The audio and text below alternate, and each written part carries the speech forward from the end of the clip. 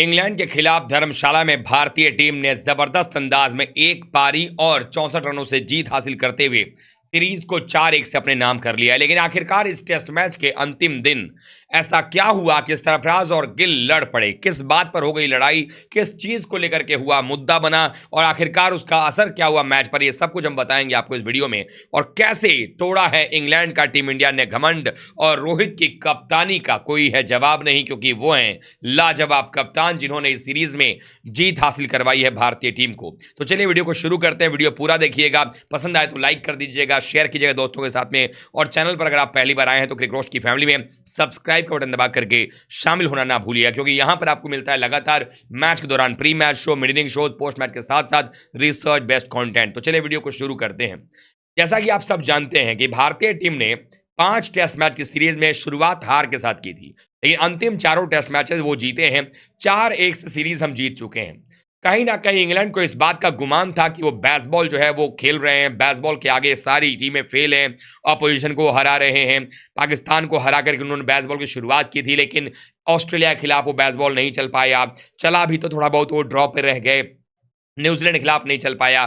भारत में आकर के पहला मैच जीतने के बाद उनको इस बात का घमंड हो गया था कि भाई भारत में भी आकर के हमारा बेसबॉल बिल्कुल चल रहा है, और हम अगर 190 की लीड खा करके भी मैच जीत रहे हैं तो अपने आप में बहुत बड़ी बात है।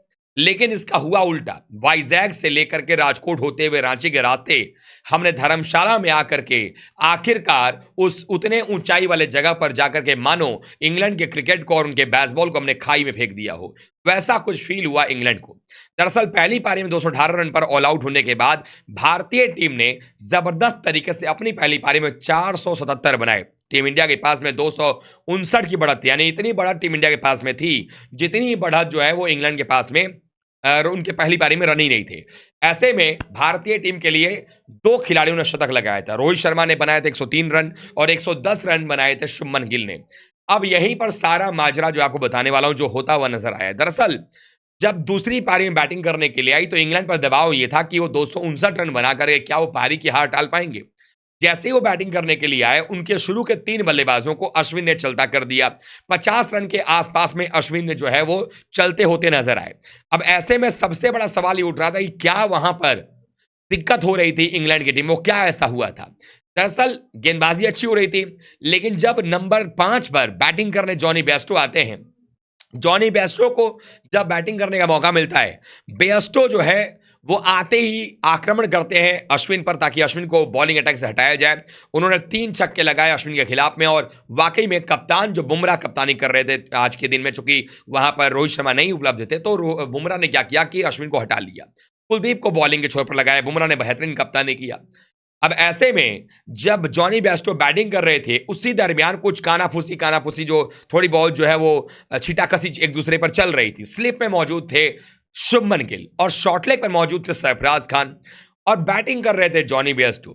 इसी बात को लेकर कुछ चल रही थी मामला, वहां पर ध्रुव जुरेल भी कुछ बात बोल रहे थे। वहां पर अचानक से हुआ ये कि जॉनी बेस्टो भड़क गया। उन्होंने क्या कहा है जॉनी बेस्टो ने, और ये बात बताऊं किस ओवर में हुआ। ये हुआ है आपको 16वें ओवर में, और 18वें ओवर में जॉनी बेस्टो आउट हुए हैं।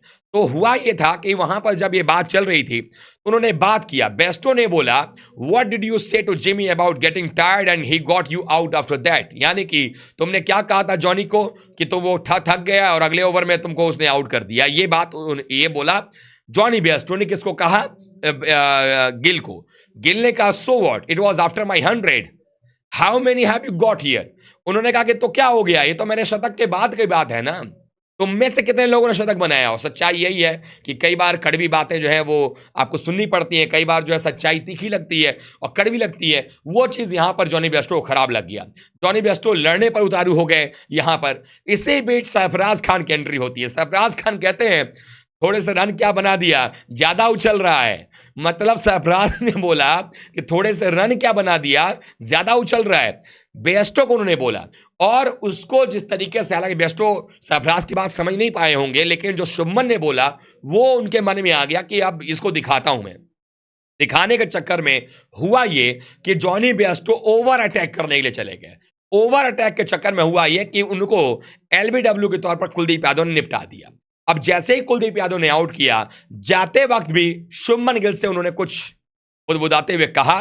शुभमन गिल ने भी कहा कि चल निकल अपना साइड ले ले, क्योंकि इस पूरे सीरीज में एक तो 100वां टेस्ट मैच खेल रहे थे, लेकिन इस पूरे सीरीज में जॉनी बेयरस्टो की हालत ऐसी हो गई थी कि वो कब मैदान पर आ रहे थे, कब वापस जा रहे थे, उनको समझ ही नहीं आ रहा था। ऐसे में सरफराज खान और शुभमन गिल ने ऐसी लड़ाई लड़ी जहां पर जीत आफ्टर ऑल भारतीय टीम को हुई, और गिल और सरफराज दोनों मिलकर के लड़ते नजर आए। जॉनी बेयरस्टो को वापस पवेलियन जाना पड़ा आउट होकर के, और भारत को एक सफलता मिली, क्योंकि कहीं ना कहीं इंग्लैंड की टीम जो पारी और 64 रन से हारी थी, जो रूट अंतिम तक रह गए, अंतिम में जाकर के वो आउट हुए।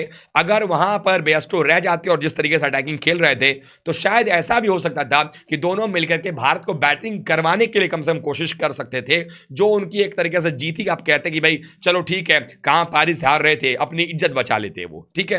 लेकिन वैसा भी नहीं होने दिया, और ये स्लेजिंग बताता है कि भारत में आकर के जीतने का ख्वाब जो है, ये विदेशी गोरे जो है वो छोड़ दें। यहां नहीं जीतेंगे, हम जाकर जरूर जीत जाएंगे, इनके बस का नहीं है भारत में। और सबसे आसान मौका था इंग्लैंड के पास इस सीरीज में हमारे खिलाफ जीतने का, जो वो नहीं जीत पाए हैं। अब इसका मतलब ये होगा कि आने वाली सीरीज में और मुश्किलें खड़ी होने वाली हैं इंग्लैंड के लिए। अगली बार जब दौरा उनका भारत का होगा, यहां पर जीतना हमारे युवा खिलाड़ियों के सामने मुश्किल नहीं, नामुमकिन हो जाएगा। लेकिन सरफराज और गिल ने जो बेयरस्टो के साथ बातचीत की, जो विवाद हुआ, उसको आप किस तरीके से देखते हैं, कमेंट करके बताइएगा। वीडियो को लाइक कीजिएगा, शेयर कीजिएगा, और चैनल पर अगर आप पहली बार आए हैं तो क्रिकेट रोस्ट की फैमिली में सब्सक्राइब का बटन दबा करके अभी शामिल हो जाइएगा। मिलते हैं किसी और वीडियो के साथ, तब तक के लिए आप सभी का बहुत बहुत धन्यवाद।